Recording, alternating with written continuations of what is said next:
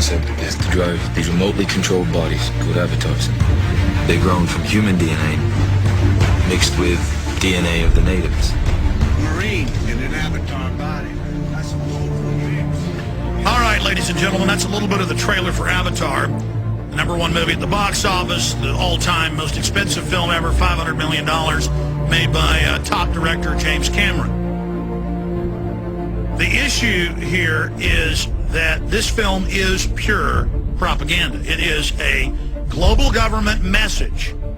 The UN has stated on record that they want to set up a global Gaia religion to sell the population of the earth to have less resources instead of developing new resources.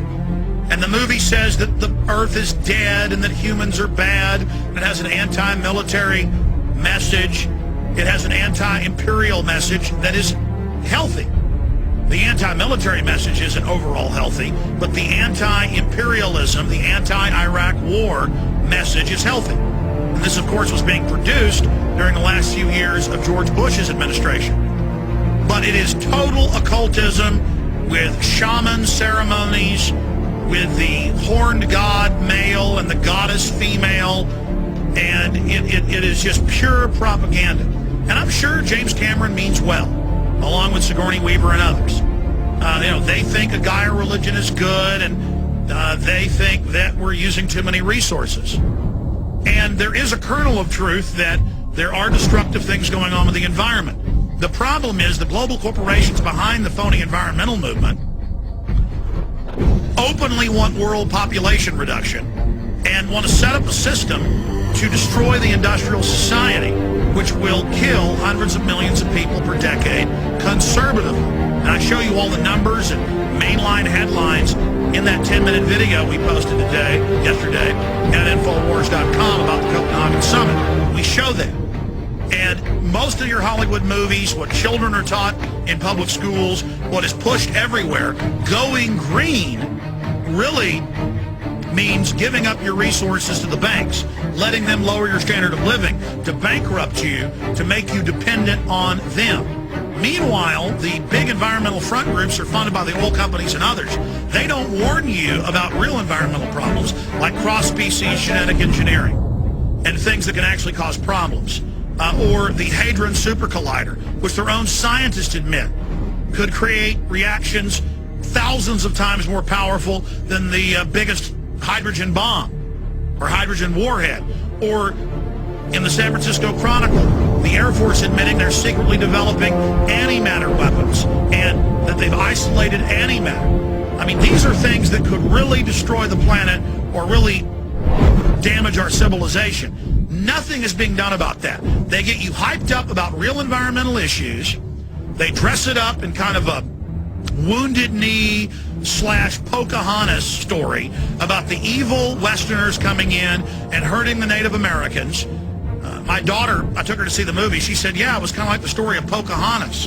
And that's what it is. It's kind of like a John Wayne movie / the story of Pocahontas, all mixed in with this indigenous alien species fighting the evil warmongers. And then a dictatorship of good scientists take over the planet and kick out the evil military at the end. And this film, of course, was designed to come out right now to push this whole global religion that Al Gore has openly called for. Again, I think that the people involved in the film, James Cameron and others, they mean well.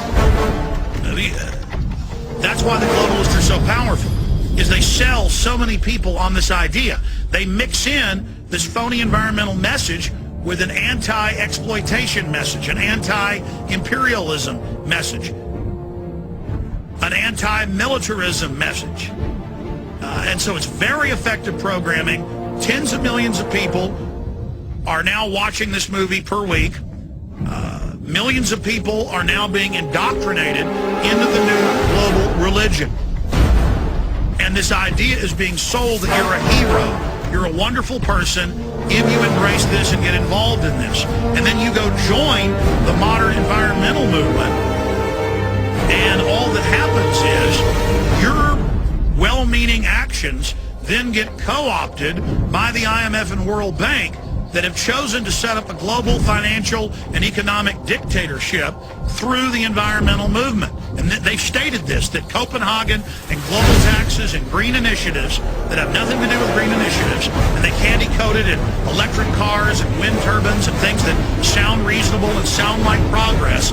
It has nothing to do with that. It has to do, how do you think a private global corporate system is going to sell the people on relinquishing control of their lives? They're going to do it through a trendy, well-meaning, well-sounding environmental movement. If Avatar wanted to be accurate, it would show a group of humans landing on a planet, or a planetoid, in this case it's a moon, orbiting a gas giant. And it would show the corporations being slick propagandists and going to the indigenous people that are concerned about their environment and in harmony with their Gaia that they worship. And the corporation would land, send in their avatars to infiltrate through forced multiplication, posing as the indigenous population, and they would tell them, you are hurting the environment, indigenous people. You must stop using resources. You must all move to one reservation to save your planet. Only so they could then herd them in, imprison them, and then mine the whole moon.